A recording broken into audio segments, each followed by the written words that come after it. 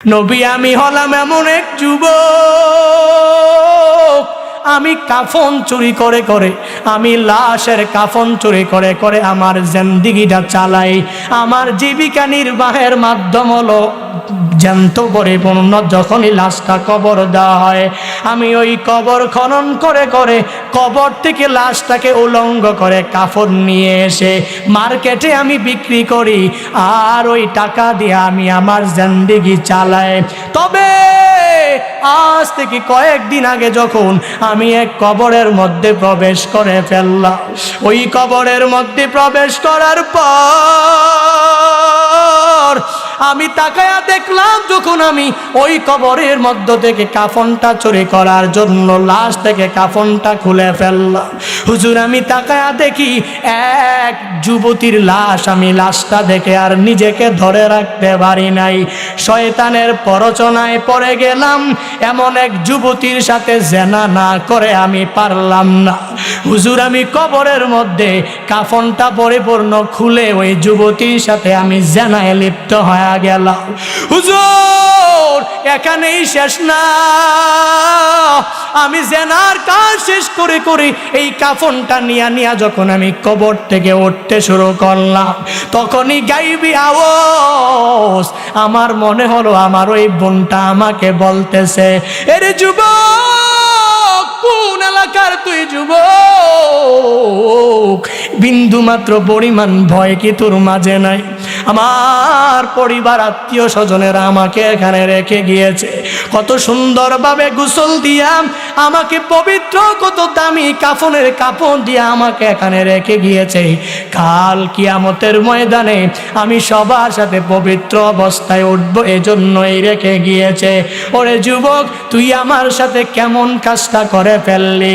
এতগুলো লাশ, এই লাশের মাঝে তুই আমাকে অপবিত্র অবস্থায় রেখে রেখে কোথায় যাও? ওই যুবক ডাক দিয়া বলে, পয়গম্বর আমার গুনাহ এত বড়, আমি ওই কবর থেকে আসার পরে আমার মনে চিন্তা ঢুকে গেল আমি আর কাফন চুরি করব না। ও পয়গম্বর আমি আর কাফন চুরি করতে কবরে যাব না, কিন্তু আমার একটাই ভয়, আল্লাহ আমাকে মাফ করবে কি করবে না? নবী আমার বলেন, এর যুবক তোমার গুনাহের পরিমাণ কি এত বড়? মানুষ কি এই পরিমাণ গুনাহ কি করতে পারে? যুবকের বুঝতে আর বাকি নাই, আল্লাহ মনে হয় মাফ করবে না। নবীর দরবার থেকে দৌড়াইয়া বিশাল এক পাহাড়ের চূড়ায় চলে যায়। পাহাড়ের চূড়ায় যাইয়া আমার মালিকের দরবারে শুধুমাত্র কান্না করে আর বলে, হে মালিক, সাহাবায়ে কেরাম সরায়া দিয়েছেন, নবীও আমাকে বলেছে বড় গুনাহ। ও আল্লাহ তুমি তো আমাকে বানিয়েছো, তুমি যদি আমাকে মাফ না করো আমাকে ক্ষমা করার মতো কেউ নাই।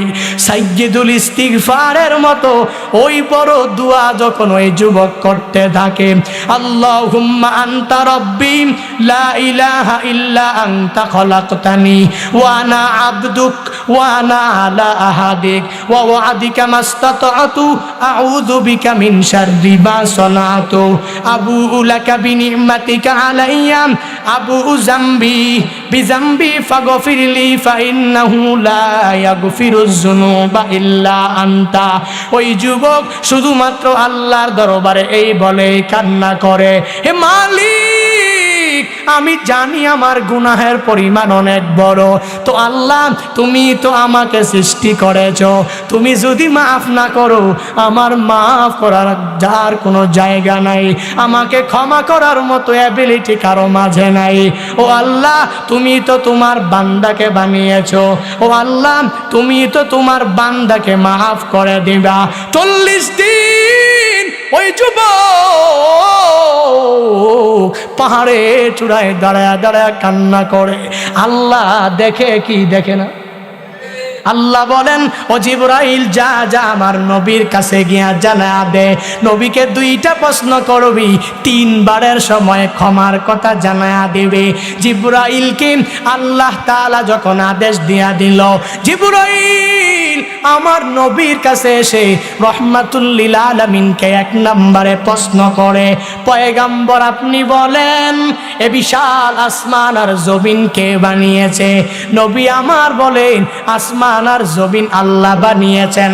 আবার প্রশ্ন করেন, ও পয়গম্বর আসমান আর জমিনের উপরে নিচে সব জায়গায় যারা আছে এদের প্রত্যেকের রাজ্জাক কে? এদের প্রত্যেকের রিজিক দাতা কে? এই কথা বলার পরে নবী জবাব দিলেন, আমি সহ যারা এই দুনিয়াতে আছে সবার রিজিকের ব্যবস্থা আল্লাহ করেন।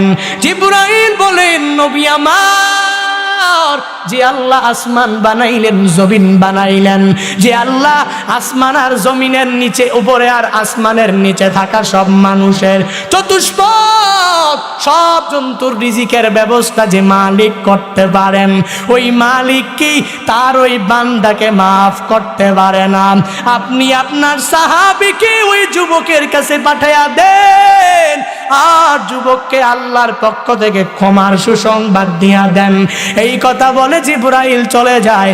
নবী আমার এক সাহাবীকে পাঠায়, ওই সাহাবীকে বলেন, ও সাহাবী যাও যাও মুখ পাহাড়ের উপরে এক যুবক তাকায়া দেখবা মালিকের দরবারে কান্না করে, শুধুমাত্র গুনাহমুক্ত জিন্দেগি পাওয়ার জন্য কান্না করে।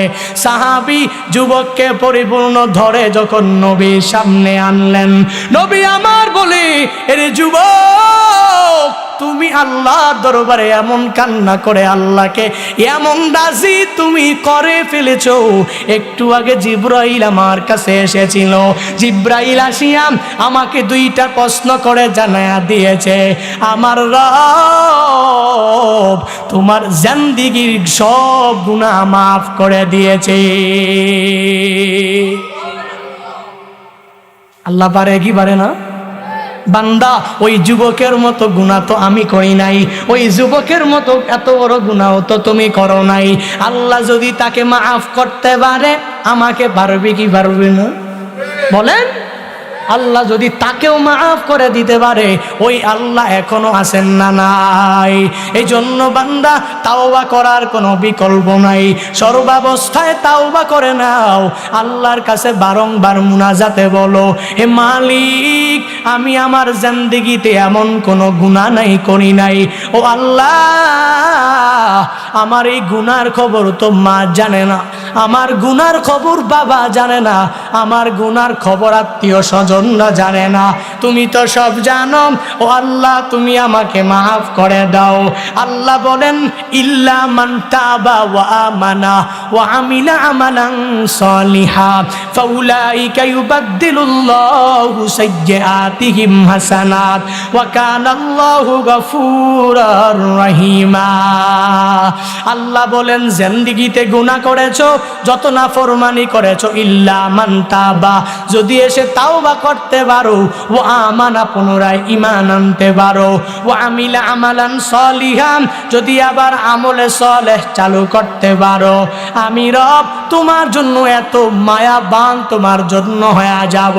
আল্লাহ বলেন, রে গোলাম তুই এক নম্বরে তাওবা করলি, দুই নম্বরে ঈমান আনলি, তিন নম্বরে আবার আমলে সলেহ গুলো চালু করার কারণে তোর জিন্দেগীর সব গুনাহগুলো আমি আল্লাহ মাফ করে পরিসমাপ্তি ঘটাবো না। আমি আল্লাহ জিন্দেগীর গুনাহগুলোকে নেক দিয়া পরিবর্তন করে দিব।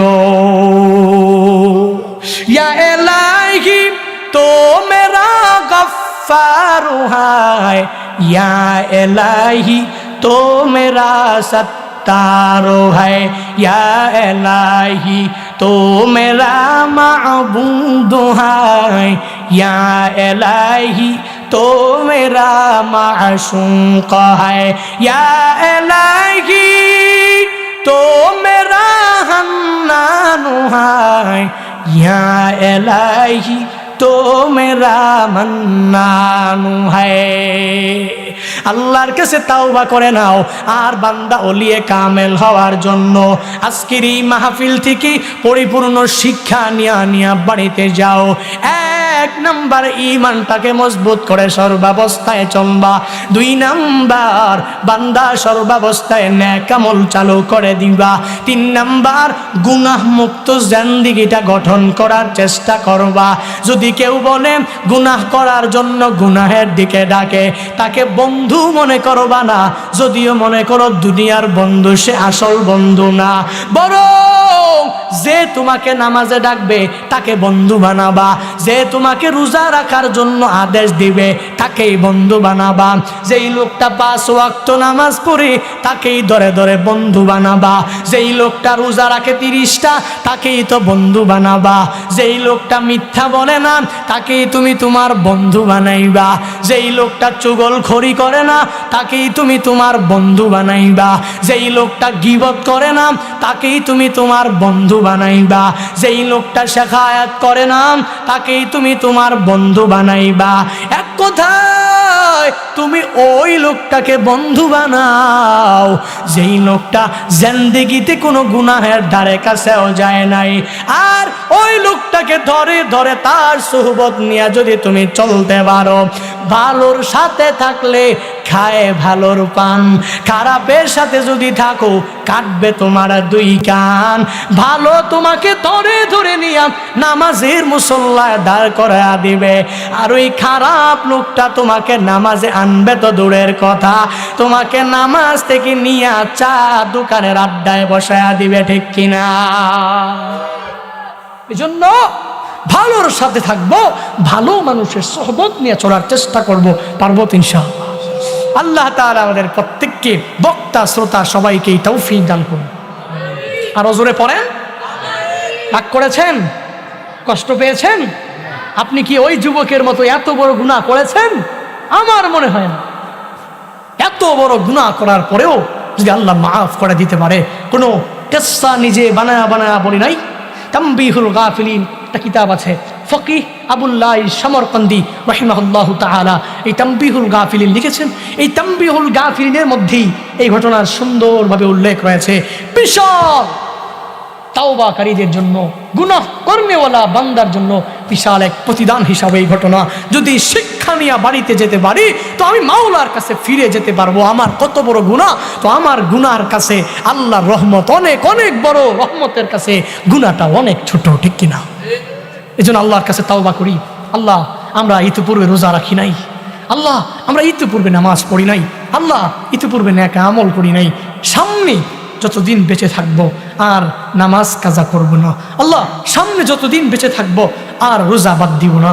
আল্লাহ, সামনে যতদিন বেঁচে থাকবো আর জেনা করব না। আল্লাহ, সামনে যতদিন বেঁচে থাকবো আর কোনো সগীরা কাবিরা গুনাহের দিকে যাব না। আল্লাহ, সামনে বেঁচে থাকবো তো মিথ্যা বলার কোনো প্রয়োজন নাই। আল্লাহ, সামনে যতদিন বেঁচে থাকবো আমি গীবত করব না, শেখায়াত করব না, চুগলখড়ি করব না। পারবো তো ইনশাআল্লাহ? যুবক ভাইরা, পারবেন তো ইনশাআল্লাহ? আল্লাহ, এই ভাইদেরকে তুমি কবুল করে নাও। জোরে পড়েন। আজকে একটা ভিডিও দেখে আমার খুব ভালো লেগেছে। এই যে ঈদ গেল না, ঈদ উল ফিতরে মাঝে মাঝে কষ্ট লাগে।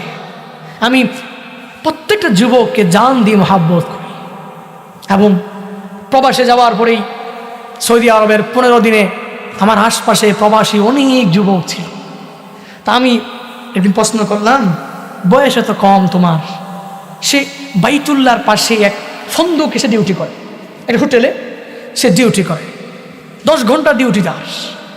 তা তাকে বললাম, তুমি এত ছোট মানুষ, অনেক ছোট, প্রবাসে থাকে, বিবাড়িয়াতে বাড়ি।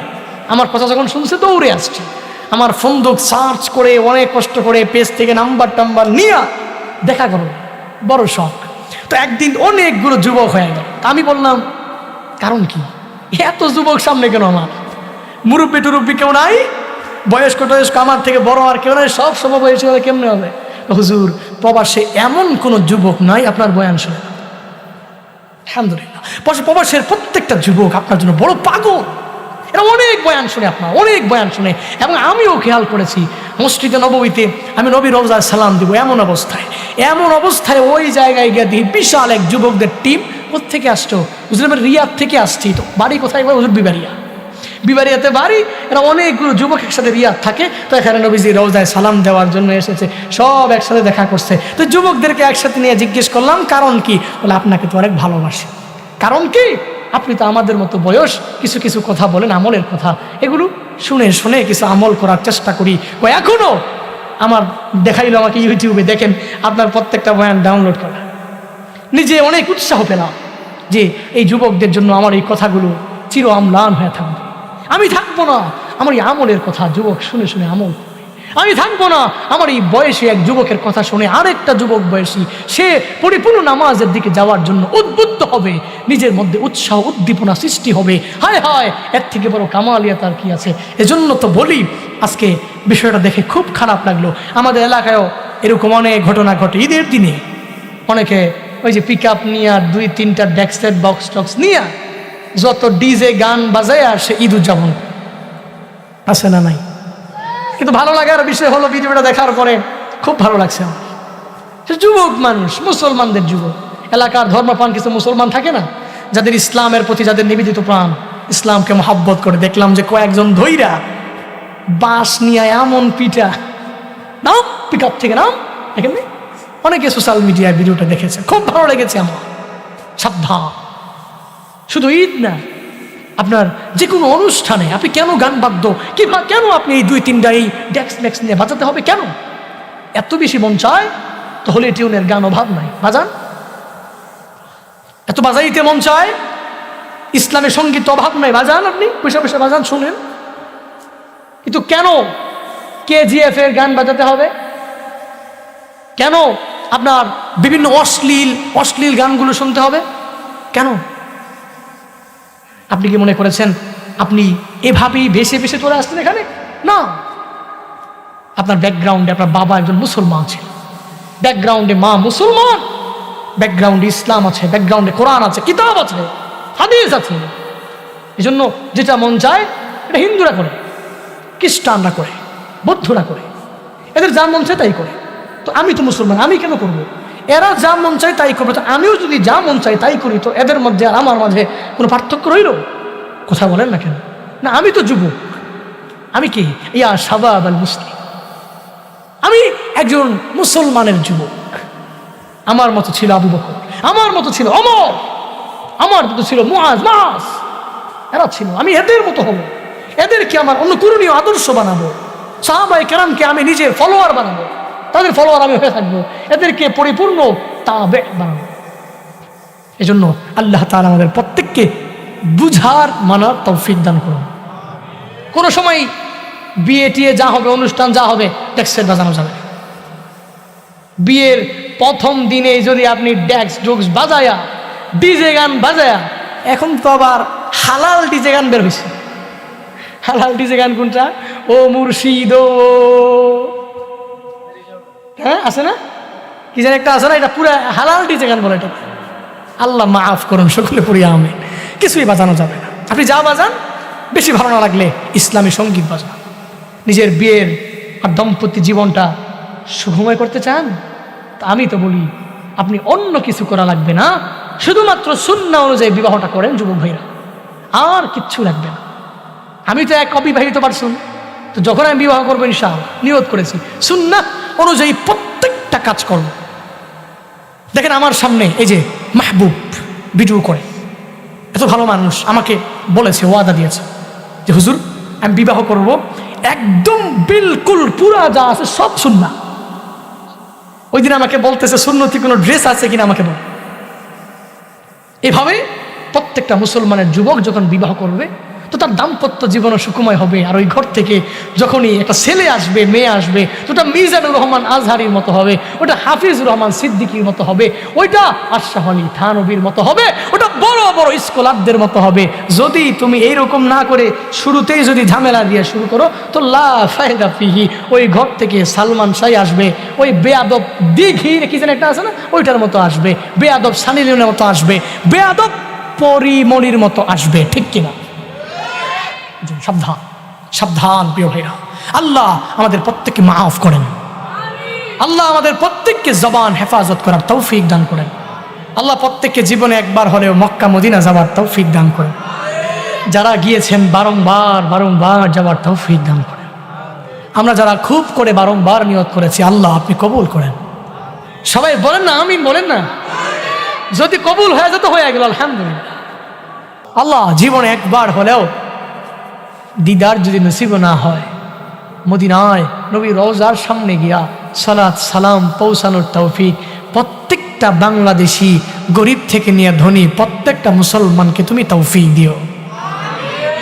বাইতুল্লাহ মাতাফে দাঁড়িয়ে রবের দিকে তাকিয়ে এই দোয়াই করেছিলাম, আল্লাহ বাংলাদেশের মানুষ এই বাইতুল্লাহর জন্য অনেক পাগল।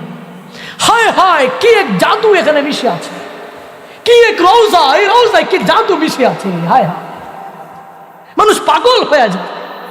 এখন তো করোনা, হাজরে আসওয়াদে চুমু দেওয়া যায় না। ভিডিও ক্লিপগুলো দেখলে মাঝে মাঝে চোখের অজান্তেই পানি ঝরে, যে আমিও তো এক হাজি, আমিও তো এই হাজরে আসওয়াদে নিজের ঠোঁটে চুমু দিতে পারিনি। হায় হায়, আমার ভাগ্যে হয়নি। কারণ করোনার কারণে তো বিশাল এক ডিস্টেন্স, অনেক দূর থেকে বিসমিল্লাহি আল্লাহু আকবার, জাস্ট এতটুকুই। আমরা দোয়া করি, আল্লাহ করোনা যা কিছু আছে মহামারী, তাদের অন্তরে যা কিছু ঢুকছে, এই অন্তর থেকে সব কিছু পরিষ্কার আপনি করে দেন। পড়ে না আমিন। বাইতুল্লাহ, এখানে করোনা আসবে কোথেকে? হায় হায়, না কোশ্চেন কারো এখানে আসবে না, কারণ এটা ঘর কার? এই ঘরটা তো যেখানে যে যাবে ওখানে নিরাপদ অবস্থায় থাকবে, অসুস্থ হবে তো দূরের কথা, ঠিক কিনা? বুড়া মানুষ হাঁটতে পারে না, এহরাম পড়তে পারে না, আরেকজনে পড়ায় দিচ্ছে। বাংলাদেশ থেকে না তো এহরাম পড়া লাগে, এয়ারপোর্ট থেকে এহরাম পড়া। মাইন্ড করতেছেন আপনারা? রাগ করতেছেন? আমি আবেগ ধরে রাখতে পারি না, আসলে কি করবো, শুধু ভাসে চোখে আমার, কি এক জায়গায় গেলাম রে। হায় হা, বুড়া মানুষ হাঁটতে পারে না, এহরাম পরে দিছে আরেকজনে, এহরাম পরে উঠছে বিমানে। বিমানে হায় হায়, অসুস্থ অসুস্থ একজন লোক, কে সে? ওই যে লোক এত অসুস্থ, বিমান পুরে চিন্তিত যে এই লোক তো যদি মারা যায়। কয়েকবার মাইক দিয়ে এলাম হয়েছে যে এই লোককে, এই লোককে, এই লোকের কেফেলায় কে আছেন না আছেন, উনি খুব অসুস্থ, মনে হয় মারা যাবে। হায় হায়, কি এক হালাত। এই অসুস্থ লোকটা বিমান থেকে নামার পরে জেদ্দাতে গেছে, জেদ্দা থেকে নামার পরে বাসে উঠছে, বাসে উঠে বাক্কায় গিয়েছে। হায় হায়, আমি দেখলাম এই লোক টকবকে যুবকের মতো তাওয়াফ করছে। এটা কি খেলা? এটা বাইতুল্লাহ, এটা মক্কা, এটা পবিত্র শহর। যে যাবে ওখানে অনেক অসুস্থতা নিয়ে যাবে, সুস্থ বানিয়ে দিবেন কে? আমি আমার পার্সোনাল একটা বলি, আমার ব্যক্তিগত একটা কথা, আমি বিভিন্ন বাড়িতে খানা খাওয়ার কারণে গ্যাস্ট্রিকের প্রবলেম করে, স্বাভাবিকভাবেই খানা না খাইলে মানুষ রাগ করে। এই যুবক ঘড়ি দেখতেছে, অনেক রাত হয়ে গেছে যুবক না, হ্যাঁ ঘড়ি দেখতেছে, মনে হয় ইয়া আল্লাহ রাত হয় নাই, কিসের রাত, কত রাত গেছে গা, এমনি গাইটা কইটা, ঠিক কিনা? ও আচ্ছা, ফজরের দিকে খেয়াল রাখতাম। ইনশাআল্লাহ সবাই ফজর পড়বে তো, ইনশাআল্লাহ পড়বেন তো ইনশাআল্লাহ। আচ্ছা, আমি সব ওয়াদা করাই দিব ইনশাআল্লাহ। শেষ করে দিই এই ঘটনা বলে, আমার ব্যক্তিগত একটা ঘটনা। সেটা হলো, আমি গ্যাস্ট্রিকের ওষুধ প্যান্টোনিক্সের একটা পাতা, এটা আমার কাছে সবসময় থাকেই, সবসময় থাকে। প্রতিদিন একটা দুইটা খাওয়াই লাগে প্রোগ্রামের সময়। 1 তারিখ 1 এপ্রিল ছিল আমার লাস্ট প্রোগ্রাম, মানে পরের দিন রমজান, ওটাই ছিল আমার লাস্ট প্রোগ্রাম বাংলাদেশে। কি হলো, আমি 1 তারিখেও গ্যাস্ট্রিকের ওষুধ 2টা খাইলাম একদিনে। কিন্তু মালিকের কুদরতের কি কারিশমা, আল্লাহু আকবার। আমি প্যান্টোনিক্সের 2টা পাতা নিলাম, আমার লাগে যায়, আমার লাগবে, ওখানে গেলে এগুলো পাইতে খুব দুষ্কর, পাওয়া যায় না। আমি এই প্যান্টোনিক্সের পাতা নিয়ে 15 দিন পর্যন্ত মক্কা মদিনায় থাকলাম। গ্যাস্ট্রিক কি, গ্যাস্ট্রিকের ঔষধ কি, ওটা আমি ভুলে গিয়েছিলাম। এই জিনিসটা খুব অন্তর নাড়া দিয়েছে আমার। হাই হাই, এ কেমন জায়গা, কেমন জায়গা এটা। যদি বলেন যে হুজুর না, ওরা তো খুব ফ্রেশ খাবার খায়, এজন্য হয়তো না। আমার সাথে আর কয়েকজন, ওনাদের আগেও যেরকম ছিল এখনো প্রায় একটু একটু গ্যাস্ট্রিক আছে, সে মাঝে মাঝে খাইতো 2-3 দিন পর একটা একটা। কিন্তু আল্লাহর কি কুদরতের কারিশমা, এই বান্দা 15 দিন যে ডেলি একটা করে খায়, 15 দিন গ্যাস্ট্রিক কি সে ভুলেই গেছে। এটাই রবের খেলা, এটা মক্কা। ওখানে আপনি যাবেন তবে সুস্থ হয়ে যাবেন, ওখানে আপনি যাবেন তো মনে হবে রহমত সরাসরি আসমান থেকে নাযিল হচ্ছে। আলহামদুলিল্লাহি রাব্বিল আলামিন والصلاة والسلام على سيد الأنبياء والمرسلين وعلى آله وأصحابه أجمعين يا أرحم الراحمين يا أرحم الراحمين يا أرحم الراحمين اللهم اجعلني صبورا واجعلني شكورا واجعلني في عيني صغيرا وفي أعين الناس كبيرا اللهم اجعلنا من المستجابين للدعوات اللهم إنا نعوذ بك من زوال نعمتك اللهم إنا نسألك الجنة ونعوذ بك من النار اللهم إنا نعوذ بك من زوال نعمتك وتحول عافيتك وفجاءة نقمتك وجميع سخطك يا رب العالمين ربنا ظلمنا أنفسنا وإن لم تغفر لنا وترحمنا لنكونن من الخاسرين ربنا آتنا في الدنيا حسنة وفي الآخرة حسنة وقنا عذاب النار ربنا لا تؤاخذنا إن نسينا أو أخطأنا ربنا ولا تحمل علينا إصرا كما حملته على الذين من قبلنا ربنا ولا تحملنا ما لا طاقة لنا به واعف عنا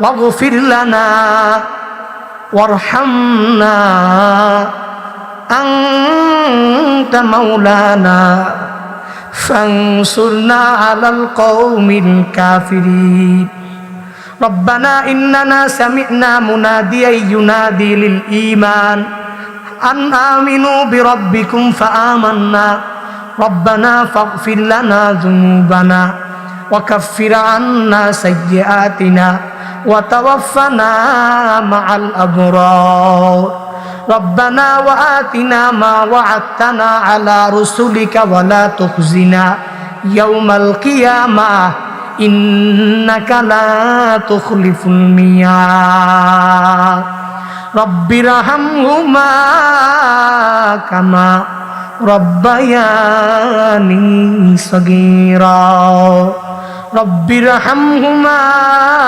كما ربياني صغيرا ওরে দয়ার মালিক কুদরতের নজর দিয়া তাকায়া দেখেন রে আল্লাহ হায় আল্লাহ এই ময়দানে আপনার কত আশিকিন বান্দা হাজির আপনার কত জাকিরিন শাকিরিন মুসল্লুন বান্দা হাজির হায় আল্লাহ আপনার এই বান্দাদেরকে নিয়ে আমি গুনাহগার আমার মতো গুনাহগার কেউ নাই আয় আল্লাহ জিন্দেগির রাশি রাশি পাহাড় পরিমাণ গুনাহ নিয়ে আপনার এই বান্দাগুলোকে নিয়ে গভীর রাত আপনার দরওয়াজায় ফিরে আসলো ও আল্লাহ জিন্দেগিতে এমন গুনাহ করেছি যেই গুনার খবর মা যাবে না যেই গুনার খবর বাবা জানে না যেই গুনার খবর আত্মীয় স্বজনরা কেউ জানে না আয় আল্লাহ আপনি তো সব জানেন আয় আল্লাহ আপনার দরওয়াজায় আমরা সবাই ফিরে আসলাম জিন্দেগির সব গুনাহগুলো মাফ করে দেন আল্লাহ ওরে দয়ার মালিক এই ময়দানে 3 শ্রেণীর লোক নিয়ে তোমার দরওয়াজায় হাত বাড়াইলা কারো জনম দুঃখিনী মা নাই কারো আব্বা দুনিয়ায় বেঁচে আছে রে আল্লাহ কারো আব্বা নাই আম্মা দুনিয়ায় বেঁচে আছে রে আল্লাহ কেউ এরকম এতিম মাও নাই বাবাও না আয় আল্লাহ যাদের মা নাই মার কবর তুমি জান্নাতের বাগান বানাও ও আল্লাহ যাদের বাবা নাই বাবার কবর তুমি জান্নাতের বাগান বানাও। ও আল্লাহ, মাহারা কত এতিমের দল এই গভীর রাতে চোখের পানি ফালায় আমার জন্য কান্না করে। ও আল্লাহ, এই গভীর রাতে বাবা হারা সন্তানেরা কান্না করে। আয় আল্লাহ, নিজের মার জন্য, বাবার জন্য, আয় আল্লাহ, এই কান্নার পানিগুলো আপনি ফিরাইয়া দিয়েন না রে আল্লাহ। ও আল্লাহ, এরা তো এমনিতে এক নম্বরে মা হারা, আবার তারা তো বাবা হারা। আবার তুমি যদি ফিরাইয়া দাও, আয় আল্লাহ, যাওয়ার মতো আর জায়গা নাই। আয় আল্লাহ, তোমার দরওয়াজা ছাড়া আর কারো দরওয়াজা নাই। আয় আল্লাহ, মাহারা সন্তানদেরকে পরিপূর্ণ ধৈর্য শক্তি দাও। আয় আল্লাহ, মার কবর জান্নাতের বাগান বানাও। বাবাহারা সন্তানদেরকে ধৈর্য শক্তি দাও। আয় আল্লাহ, বাবার কবর জান্নাতের বাগান বানায় দাও। আমাদের যাদের আব্বা আম্মা বেঁচে আছেন, মা বাবার দোয়া নিয়ে চলার তৌফিক দান করুন। আয় আল্লাহ, মা বাবার চেহারার দিকে তাকায়া কবুলিয়াত হজ উমরা কামাই করার তৌফিক দাও। আয় আল্লাহ, মা বাবার হায়াতে বরকত বাড়ায়া দাও। আয় আল্লাহ, মা বাবাকে আরো অনেক দিন মা বাবা বলে বলে পরাণ ঠান্ডা করার তৌফিক দাও। ওরে দয়ার রব, জীবনে একবার হলেও মক্কা মদিনা যাওয়ার তৌফিক দাও। যারা যেতে পারে নাই, বারবার যাওয়ার তৌফিক দান করু। আয় আল্লাহ, কুদরতি খাজানা থেকে তুমি দিয়া দাও। আয় আল্লাহ, মক্কা মুকাররমা মদিনা মুনাওয়ারা না দেখাইয়া আজকের একটা শ্রোতাকে ও মৃত্যু দিও না রে আল্লাহ। ওরে দয়ার মালিক, আজকের এই মসজিদের উদ্যোগের মাহফিলের আজকের এই মসজিদ তুমি কবুল করে নাও। আয় আল্লাহ, এই মসজিদের ইমাম সাহেব, খতিব সাহেবকে কবুল করে নাও। আয় আল্লাহ, মুসল্লিদেরকে তুমি কবুল করে নাও। আয় আল্লাহ, মসজিদের আন্ডারে যত মুসল্লিরা আছে সবাই যাতে করে 5 ওয়াক্ত নামাজ পড়ে মসজিদের হক আদায় করতে পারে। ও আল্লাহ, তুমি সবাইকে সেই তৌফিক দান করু। আয় আল্লাহ, মসজিদের অসম্পূর্ণ কাজ সম্পূর্ণ করার তৌফিক দাও। আয় আল্লাহ, মসজিদের দোতলা কাজ সম্পূর্ণ করার তৌফিক দান করু। আয় আল্লাহ, যারা যারা দান করেছেন, আয় আল্লাহ, প্রত্যেকের দানগুলা তুমি কবুল করে নাও। মসজিদের শুরু লগ্ন থেকে আজ পর্যন্ত যারাই ক্ষুদ্র থেকে ক্ষুদ্র, বড় থেকে বড়, আয় আল্লাহ, যে যে লাইনেই সহযোগিতা করেছেন প্রত্যেকের দানগুলা তুমি কবুল করে নাও। আজকের এই কথার উপরে আগে আমাকে, তারপর সবাইকে আমল করার তৌফিক দাও। রব্বানা তাকাব্বাল মিন্নি ইন্নাকা আনতাস সামিউল আলিম ওয়া তুব আলাইনা ইয়া মাওলানা।